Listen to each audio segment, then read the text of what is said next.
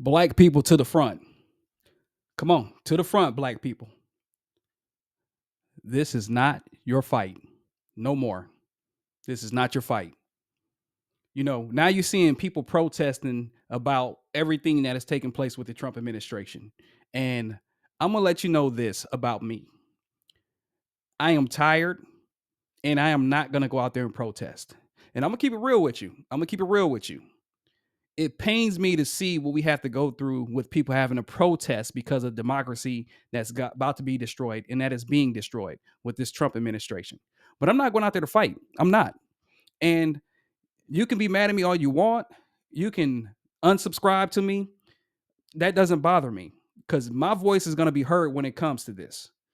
Black men and women, it is not our fight. It is not our fight no more.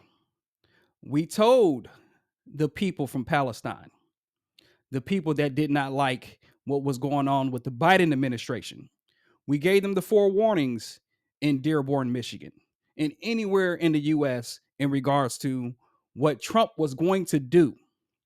Black people that voted for Trump, black MAGA, my black conservatives, you were not invited to the dinner table. And you can see that with Sambo number one with Byron Donalds and Sambo number two with Tim Scott. They were just rooting, going on Newsmax, Fox News, and all these other platforms, these media platforms, talking about how Donald Trump's the greatest president ever. Talking about Donald Trump's going to fix the border. Donald Trump's going to put more money in your pockets. Donald Trump is going to build back the economy. And look where they're at. Look at Trump's administration. Look at what Trump is doing when he decides that he wants to write an executive order ending the 1965 Civil Rights Act. Look at the executive orders that he is trying to impose that are just executive orders. These are not things written in law of removing diversity, equity, and inclusion, thinking that it was going to be hurting black people the most, people of color the most. Look at the affirmative action and look at what he's trying to do with the Department of Education, where we know that a lot of black children go to public schooling systems because number one, private schools, even with the school voucher, they still will cost eventually. And number two, public school access is very prevalent in the black communities. We use we use public school access. So black conservatives like Byron Donald and Tim Scott, the Sambos like Candace Owens, Officer Tatum, the Hodge twins, and all these people that talk about conservative things, talking about family and all that bullshit. No, you were not invited to the table.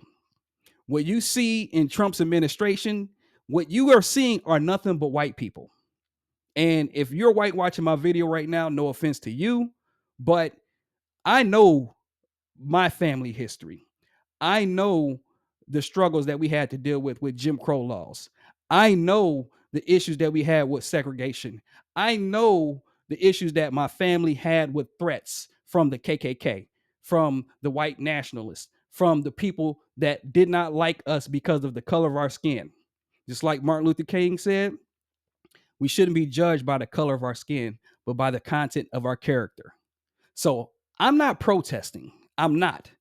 I'm not protesting for the farmers who are now finding out that them voting for Trump, thinking that he was going to bring the economy back, knowing good and well that farmers use a lot of undocumented immigrants to graze the farms. I'm not protesting for them.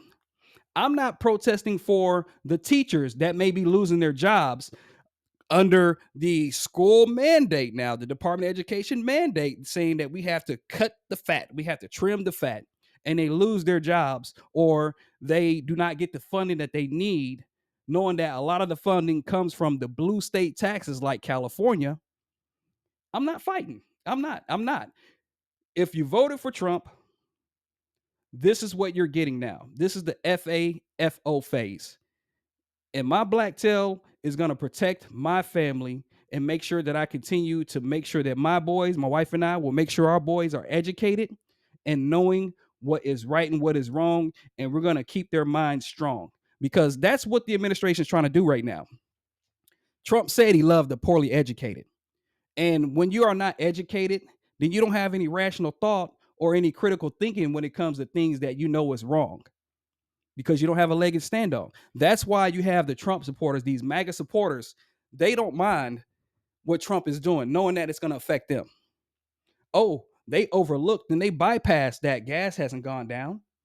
They overlooked and bypassed that egg prices are still high, groceries are still high. Trump has not said anything about no taxes on tips these days. He hasn't said anything about no taxes on tips, but they are still moving the goalposts for him because they believe that him and Elon Musk are doing what's right for the American people. Let me ask you something, brothers and sisters. Has there ever been any rich person that has said, you know what? I don't want any more money.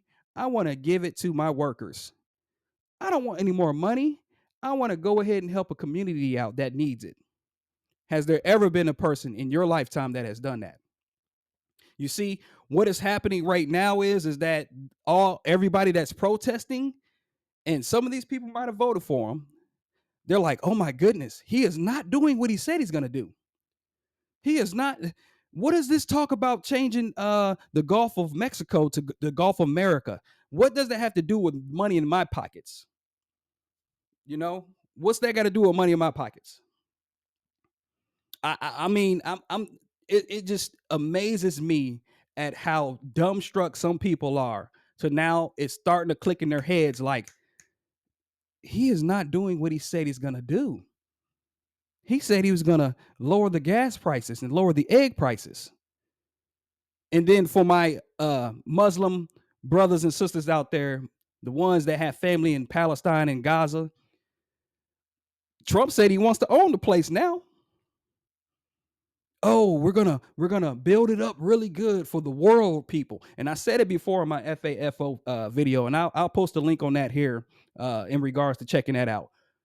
And the farmers that voted for Trump, they're belly aching and crying now because a lot of their workers are not coming to work. They either got deported or whatever it is that's going on right now, but they're not being able to produce like they're supposed to, which is causing the livestock to, die off and everything. It's causing the food that usually migrants pick not to be picked. So they're behind schedule. I was watching a TikTok, and this guy was talking about how he was keeping track of the funds that he was going to get. He's going to get like an $80,000 grant for wells and water pipes and things to keep his grass or keep his vegetation and everything. Just keep it, fresh, because of course you definitely need water, especially when you're in a drought season time frame, or you need water to keep the plants to, photosynthesize and grow and things like that. And he's just freaking out because now he might lose his farm. He might have to sell cattle because of the money that he's not going to get now that was under the Biden administration. No, Trump is trying to gut away everything that Biden did that was good for the American people. And that was part of Kamala Harris as well, if you keep that in mind, because she's the vice president. So, of course, if you have one, you have the other. When we put blame on individuals, of course, I'm talking about Trump and Elon right now, because J.D. Vance is nowhere to be found besides shitting on our allies and talking crap about, free speech and all this kind of stuff. I mean, it's a circus right now. It is a circus right now. 7 plane crashes. I'm hitting my mic here. 7 plane crashes in 2 months. And then you had Sean Duffy trying to put the blame on the Biden administration. Lying and lying more. I'm not protesting. I'm not going to get out there and protest, because my history, we protested enough back in the 60s. Hell, back in slavery time. But again, in slavery time, we had to be very careful because we could be either whipped, castrated, or hung from a tree. Excuse me. So, hate it or love it, whatever you want to feel on it, I'm not getting out there to protest. If you go back and you look at the images and pictures back in the 50s and 60s of my people protesting about equality for every person, no matter what color they look like, you could see the people that were whipped. You can see the people that were hosed down with fire hydrants and all that. You can see the people being attacked by German Shepherd dogs. You can see our people, our black people that had to go to the colored water fountain that might be brown when you're trying to get some water, or the colored bathroom that you had to go to use the restroom. You could see the colored restaurants that if you ever walked into a white restaurant, you could be attacked or killed. So I'm not fighting. Just like my sister Rosa Parks did back in 1955, December 1st, 1955, where she decided that she was not going to give up her seat to a white man and sit in the back of the bus. That's my ancestors. Those are my people. My ancestors had to get to the back of the bus. I remember the time when my dad had told me that, back in the day when he was growing up, back in the 50s, I remember when he said that you couldn't look a white man in the eyes, or even a white woman. You had to look down at your feet. That was my ancestors. Those were the people that fought for where we are today. Latinos for Trump, blacks for Trump, the few blacks for Trump, that is. You're people of color. Muslims, people of color.